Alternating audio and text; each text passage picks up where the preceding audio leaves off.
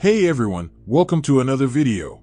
Today we're going to talk about issue number 16 of X-Men Red, written by Al Ewing, but before we get started with the story, please consider leaving a like and subscribing to the channel if you find anything interesting within the comics covered here, for with your help, this channel can grow and improve. So with that out there, Arakko is at war because Genesis, with her Annihilation staff, has been leading a campaign of destruction against Storm and her band of rebels, who are determined to protect the emerging Iraqi acceptance of a more peaceful way of life. Now, so far Storm and her team have managed to fend off Genesis's forces on the battlefield, but with the arrival of Genesis's children, the Four Horsemen, can they manage to stem the tide, or will they find themselves swept away by a new wave of violence? So with that said, this issue opens with Craig, a pilot from NASA, flying a few individuals to Port Prometheus. And among his passengers is none other than weaponless Zen, as well as his two adopted kids and a few other people hoping to find safety. So as the journey goes on, we learn that the two children are not in the best of moods, considering everyone they potentially know could be dead, and to make the situation worse, one of the passengers by the name Prince is somehow managing to say all the wrong things to console the kids. In fact, I dare to say that everything he said just made it worse. So with the children completely down, weaponless Zen interrupted their conversation and asked for a pen and a piece of paper so she could paint the truth, for that was her mutant ability. So after a few swipes of her pen, she ripped out the piece of paper and handed it to the child, and almost instantly the child let out a single tear of happiness as his mood quickly changed into one of hope. So with that problem solved, Craig walked into the cabin and unfortunately delivered some bad news, because he just got word from Peeper that they would not be able to make it to Port Prometheus. Because as of the last issue, all hell broke loose when Genesis forces arrived on the scene. So on the next page, we get to see just how bad things have gotten, as we see war standing over what used to be Port Prometheus. Because the once bustling center of trade was now turned into a burning hellscape reserved for Freddy Krueger's deepest nightmares. So with the outright invasion in full swing, Famine tells his sister how she did a good job with the exception of offering the people of this port a warrior's funeral. Because all he sees around him within the flames are traitors and diplomats alongside salesmen.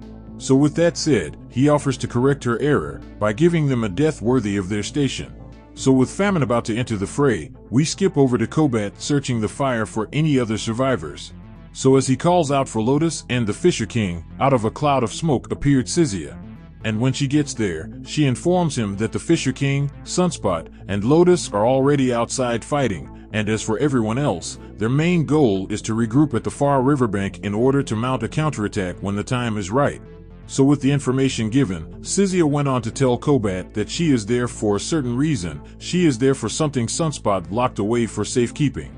Because right after the Judgment Day event, Storm entrusted the Night Seats to keep their ultimate weapon safe.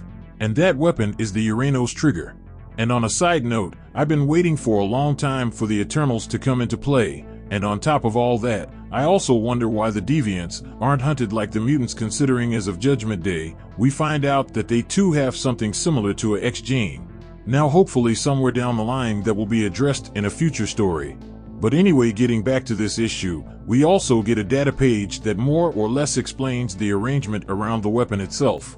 Like for example, the reason why the trigger was entrusted to the members of Night Seat was because the members of the Great Ring weren't sure if they should accept it, considering Uranos was responsible for killing so many people, as well as to prevent someone from using it to gain personal glory on the battlefield. So with that out there, on the next page, we get to see the driving force behind the massacre on Arakko Prime, the grandfather of the Mad Titan himself, the all-powerful Uranos sitting upon his throne, lying in wait.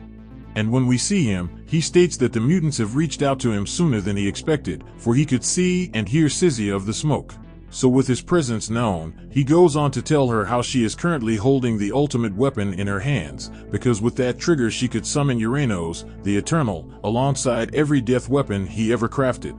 And for an entire hour he would be set loose to exterminate everybody a part of Genesis's forces, and all she has to do is say the words.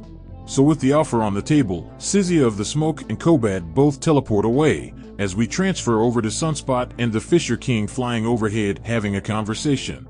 And during this conversation, Sunspot is extremely hard on himself, because he blames himself for not planning for this scenario. And that is when the Fisher King responds by saying, "What happened has happened, and now the only thing they can do is act and save who they can." And that is what they should be focusing on.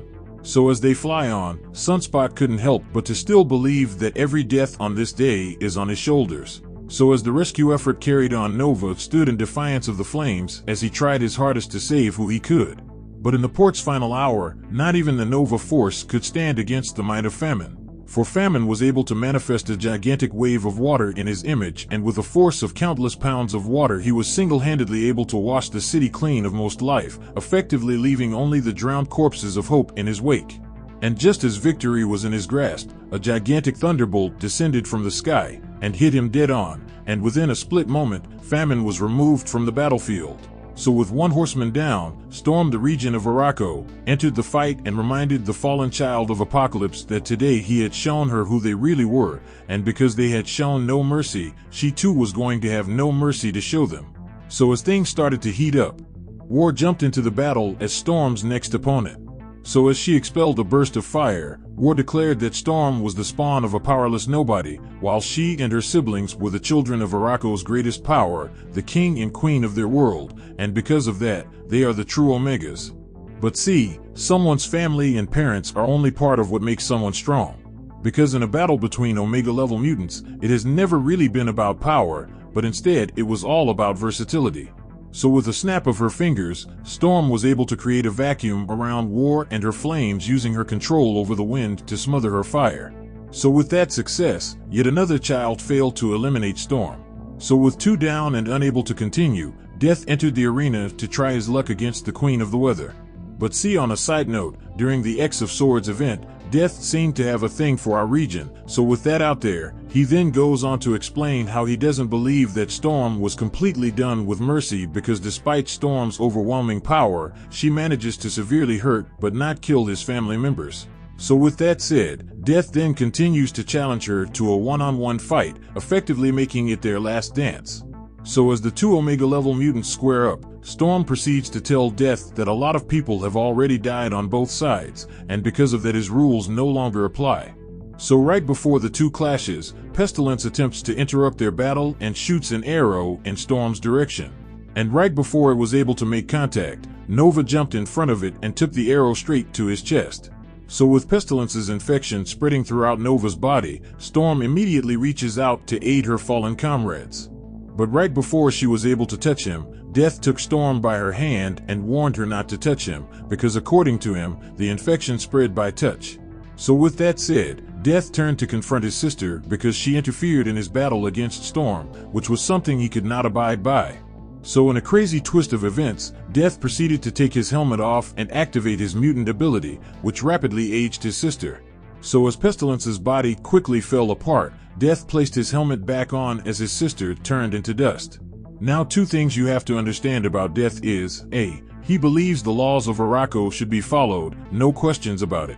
And B, he has a crush on Storm, so it is highly likely that he may switch sides once everything is done. So with that out there, Sizia of the Smoke appeared out of nowhere with the trigger in hand in order to turn it over to Storm, for she was tired of hearing Uranos' voice in her head.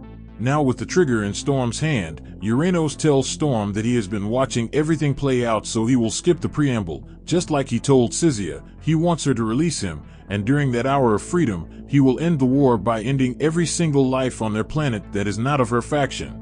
So with the option on the table, Uranos goes on to continue to say the trigger is in her hands and the choice is hers.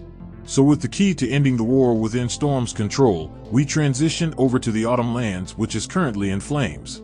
So as the landscape lay barren, out of nowhere an Okkara gate opens up.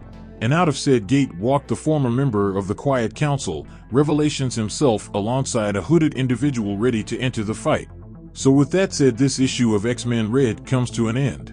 Now with that said, this issue was amazing, hands down, because Storm, with little to no problem, was able to not take out one but two of the Horsemen.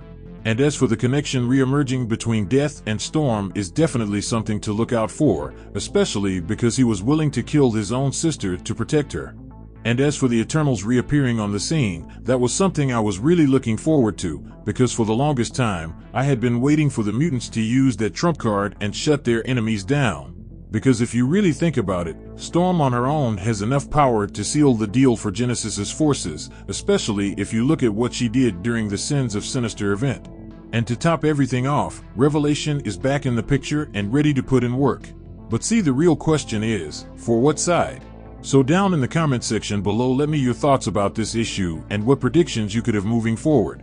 So with that established, I hope you enjoyed this video, and please don't forget to leave a like and a comment if you want to see more videos like this. Thank you for watching, and I'll see you in the next video.